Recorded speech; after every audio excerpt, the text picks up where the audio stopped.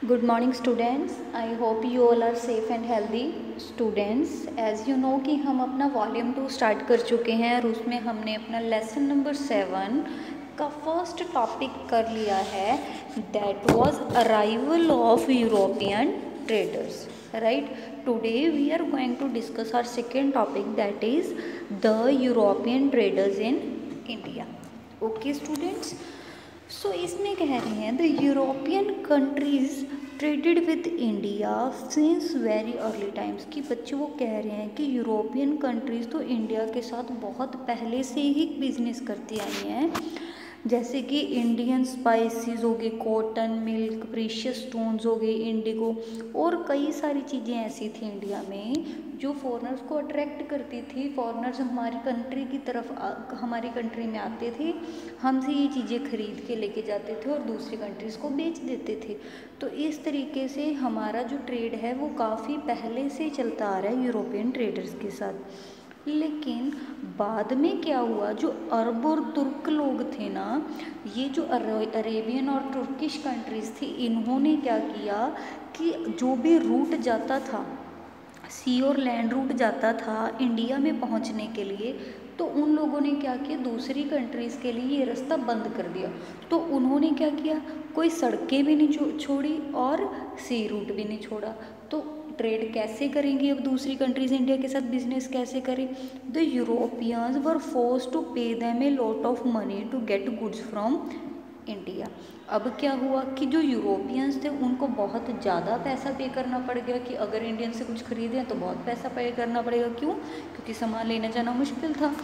इसी वजह से जो यूरोपियंस थे उन्होंने एक्सप्लोरर्स को सेंड करना शुरू कर दिया. मीन्स उन्होंने कुछ लोगों को भेजना स्टार्ट कर दिया, जो खोज करते हैं उनको कहते हैं एक्सप्लोरर्स. तो उन्होंने भेजना स्टार्ट कर दिया ताकि वो इंडिया के साथ कोई सी रूट ढूंढ लें, कोई ऐसा समुद्री रास्ता ढूंढ लें, ऐसा कोई समुद्र का रास्ता ढूंढ लें जिससे कि वो इंडिया के अंदर आसानी से पहुंच सके. उन्होंने किस किस को भेजा, मैगलन कोलंबस को भेजा, वास्को डिगामा को भेजा.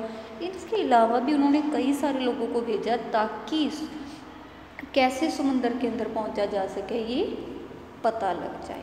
समझ के उसके बाद उन्होंने कहा in 1498 a Portuguese sailor Vasco da Gama found a new sea route to India. अब फिर बाद में क्या हुआ, एक पोर्टुगी था, उसका नेम था वास्को डिगामा. उसने क्या किया बच्चे, उसने इंडिया के साथ एक रास्ता ढूंढ लिया, उसने समुद्री रास्ता ढूंढ लिया कि अगर हमने ट्रेड करना है, अगर हमने बिजनेस करना है तो हम इस रास्ते से जाकर बिजनेस कर सकते हैं. ठीक है. He sailed around the Cape of Good Hope which is southernmost tip of India of Africa and reached Calcutta on the west coast of India. तो उसने क्या किया, वो समुद्री रास्ते से सेलिंग करते हो गया, तैर कर गया, मीन्स अपनी बोट के थ्रू गया, वो अफ्रीका से लेकर इंडिया के कैलकाटे तक. तो उसने एक तरह का सबको दिखा दिया कि हाँ ये रास्ता है, तो उसने वो करके देखा. फिर जब वो वापस आया, he went back home with ships full of spices, Indigo, textile and many other special goods from India. तो जब वो वापस आया तो वो अपनी शिप्स के अंदर इंडिया से बहुत सारी चीज़ें, बहुत प्रोडक्ट भर भर के लेके आया. लेकिन जो पोर्टुगीज़ के ट्रेडर थे उन्होंने जब देखा, उन्होंने कहा कि हमें और भी सामान चाहिए, हम चाहते हैं कि हम इंडिया से ऐसी और भी चीज़ें खरीदें. तो उन्होंने क्या किया, उनको अब रास्ता तो मिल गया था, अब वो खुद उस रास्ते से गए और उन्होंने इंडिया में जाकर अपने ट्रेडिंग सेंटर्स खोल दिए. मीन्स उन्होंने अपनी सेंटर ही वहाँ पर खोल दिया, अपना शॉप्स खोल दिया, आप एक तरह अपनी कंपनीज वहाँ पर खोल दी इंडिया के अंदर. कौन कौन सी सिटीज़ में, एक तो उन्होंने खोली कैलकट में और दूसरी खोली कन्नौड़ में. ठीक है. तो उन्होंने वहाँ पर अपने सेंटर्स खोल दिए और वहाँ से वो क्या करते थे, स्पाइसेस, सिल्क और ये सारे इंडियन गुड्स थे वो खरीद लेते थे. ठीक है. और उनमें से बहुत सारे ट्रेडर्स ने क्या किया कि वो गोवा के अंदर ही सेटल्ड हो गए और फिर उन्होंने गोवा के ऊपर ही अपना कब्जा भी कर लिया. उन्होंने गोवा के ऊपर अपना कंट्रोल कर लिया. ठीक है. इतने अमीर हो गए वो वहाँ पर रह कर. पोर्टुगीज़ बिकम सो पावरफुल और वो धीरे धीरे इतने ज़्यादा, अब वो इंडिया में उन्होंने सेंटर खोले तो उनके पास बहुत सारा ट्रेड कर सकते थे, बहुत सारा पैसा हो गया उनके पास, तो वो बहुत ज़्यादा पावरफुल हो गए थे। और वो इतने ज़्यादा पावरफुल हो गए थे कि वो किसी भी दूसरी कंट्रीज़ को इंडिया आने की परमिशन नहीं देते थे। अगर दूसरी कंट्री ने इंडिया के अंदर आना है तो उनको पहले इन पोर्टुगीज़ की परमिशन लेनी पड़ेगी, ठीक है। तो इन 17th सेंचुरी में जाके क्या हुआ, European traders from Holland, England, Denmark, foreign, तो ये सारी कंट्रीज़ के जो लोग थे, जो यूरोप के कॉन्टिनेंट के लोग थे, उन्होंने इंडिया में आना शुरू कर दिया ट्रेडिंग करने के लिए, ठीक है।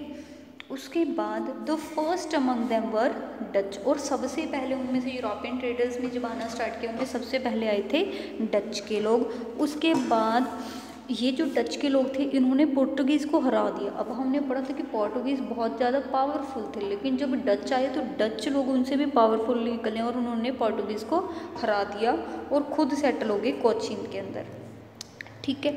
लेकिन फिर बाद में क्या हुआ, ब्रिटिश आए, डैनिश आए और फ्रेंच ट्रेडर्स आए इंडिया के अंदर, और उन्होंने आकर अपने ट्रेडिंग सेंटर्स बना दिए, ठीक है। और उन्होंने क्या किया, जब वो लोग आए उन्होंने डच वालों को निकाल कर इंडिया से भगा दिया और सारी की सारी जो पावर है वो ब्रिटिशर्स के हाथों में आ गई। तो इस तरीके से हमने देखा कि जो डैनिश ट्रेडर्स थे वो ज़्यादा देर तक इंडिया के अंदर नहीं रहे, ठीक है।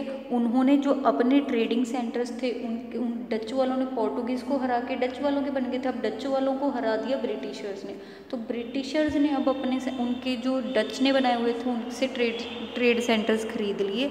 अब सारी चीज़ों के ऊपर किसका कंट्रोल हो गया था, ब्रिटिशर्स का हो गया था, ठीक है।